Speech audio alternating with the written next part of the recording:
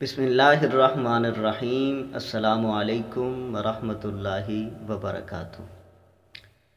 अक्सर ऐसा होता है कि इमाम और मुक़्तदी के दरमियान दुनियावी इख्तलाफ हो जाता है। जैसे आजकल के सियासी, समाजी, ख़ानदानों और बरादरियों के इख्तलाफात और झगड़े होते हैं, तो इन वजूहात पर लोग उस इमाम के पीछे नमाज पढ़ना छोड़ देते हैं और कहते हैं कि जिससे दिल ना मिले उसके पीछे नमाज नहीं होती।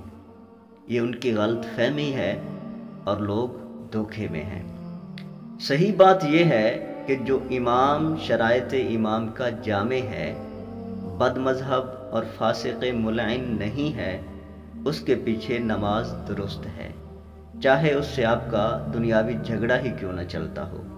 बातचीत, दुआ सलाम सब बंद हो, फिर भी आप उसके पीछे नमाज पढ़ सकते हैं। नमाज की दुरुस्तगी के लिए ज़रूरी नहीं कि दुनियावी एतबार से मुक़्तदी का दिल इमाम से मिला हुआ हो।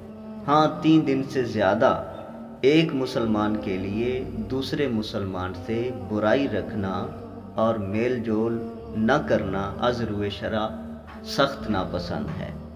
रसूलुल्लाह सल्लल्लाहु तआला अलैहि वसल्लम ने इरशाद फरमाया कि मुसलमान के लिए हलाल नहीं है कि अपने भाई को 3 दिन से ज़्यादा छोड़े रखे।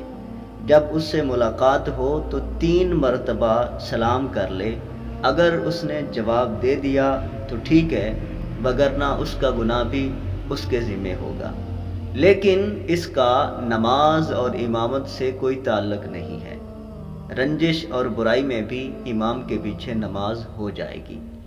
और जो लोग ज़ाती रंजिशों की बिना पर अपने नफ्स और ज़ात की खातिर इमाम के पीछे नमाज पढ़ना छोड़ देते हैं, ये खुदा के घरों को वीरान करने वाले हैं और दीन इस्लाम को नुकसान पहुंचाने वाले हैं। इन्हें अल्लाह ताला से डरना चाहिए, मरने के बाद की फ़िक्र करना चाहिए।